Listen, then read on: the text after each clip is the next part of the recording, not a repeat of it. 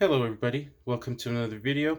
This is finally going to be the first video that I'll be doing about US coins and actual coins that existed and circulated, and technically it still kind of exists, as you can see.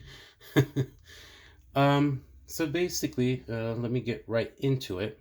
So basically those coins were made, or they decided to mint those, the US decided to mint those to compete with the Spanish or Mexican trade coins, or trade dollars, some people call them, even though they're not dollars. But basically, they wanted to compete with those trade coins that were already popular in Eastern Asia. Um, and so the idea first came about in the 1860s, when the price of silver began to decline due to increased mining efforts in the western United States. Um, so this idea eventually got put before Congress and later signed into law as the Coinage Act of 1873.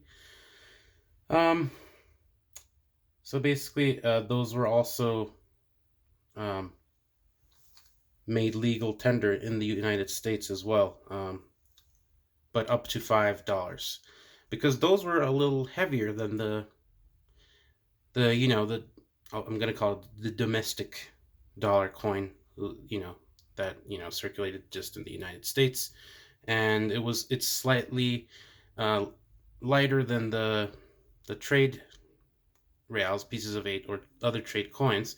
So those regular dollars, even though they're silver, they weren't preferred, obviously.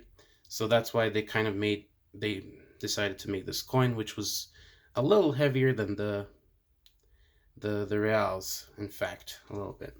Not a huge difference, but so that kind of made it a little, maybe that kind of allowed it to be used and without, any, um,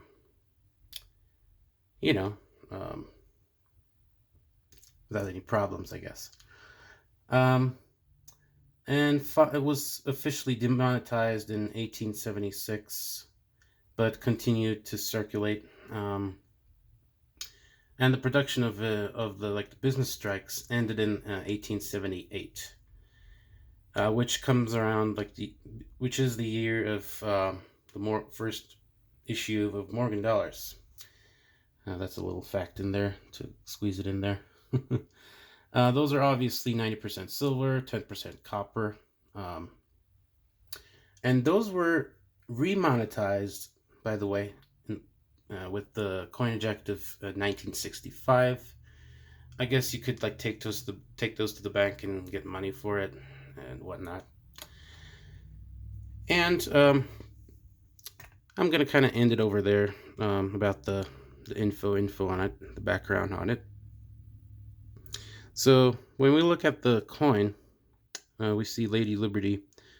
If I'm not wrong, the representation of Lady Liberty, holding an olive branch to the west, and here you see the water. That's the Pacific Ocean, basically towards East Asia, offering peace. And as you can see, there's some trade goods, some merchandise, I guess. I don't know if you could call it merchandise, but it's basically trade goods.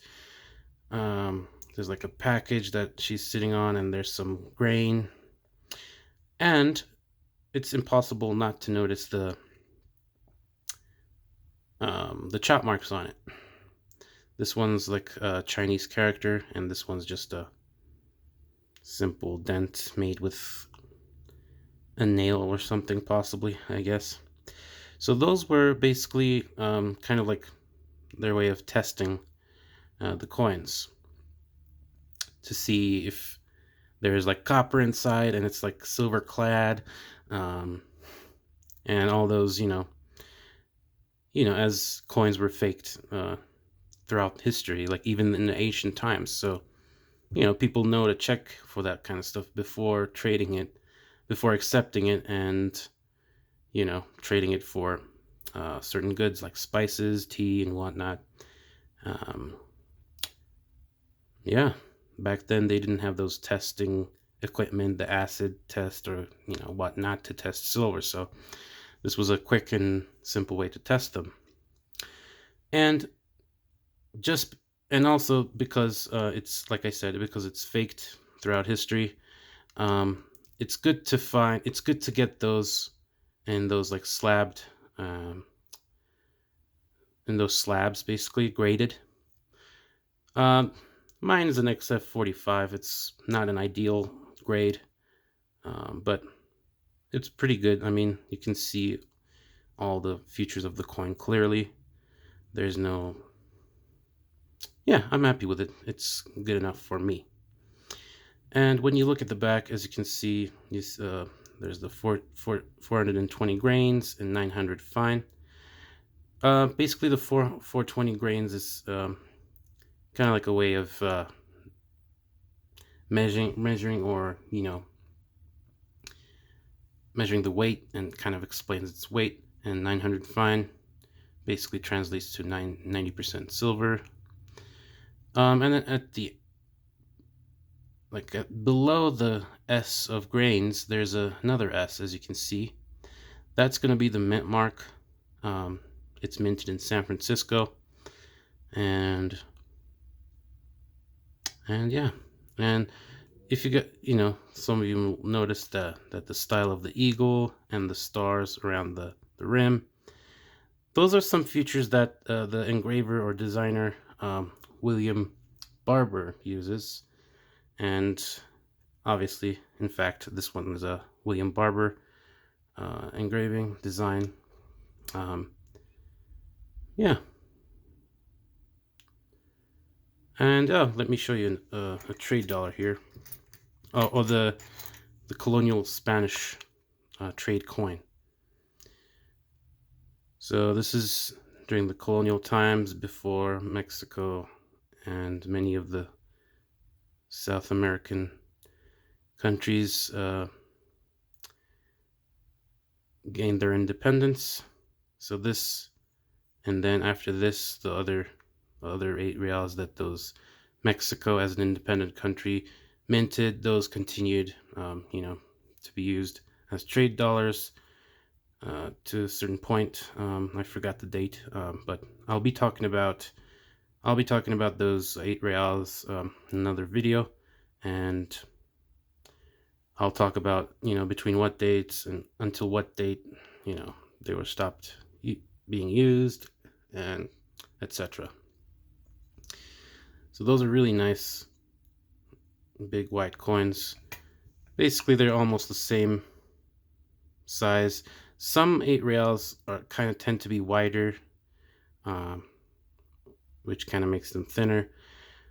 Some of them, yeah, weren't, kind of slipped from the regulations and whatnot. So it's like quite common for me, at least, to find different wider ones and whatnot. It's a little bit wider, but the trade dollar is going to be a little thicker than this one here, obviously, and a little bit more weight. So yeah, basically this is going to be it for the trade dollar. And yeah, hope you liked it, and hope it was enough. If you have any questions, if you liked it, the comment section is open to you guys. And if you like those kind of stuff, and if you like to see more, please subscribe, like, and support the channel. And this is a new channel, so I'm just building it up. And thank you for watching. Take care.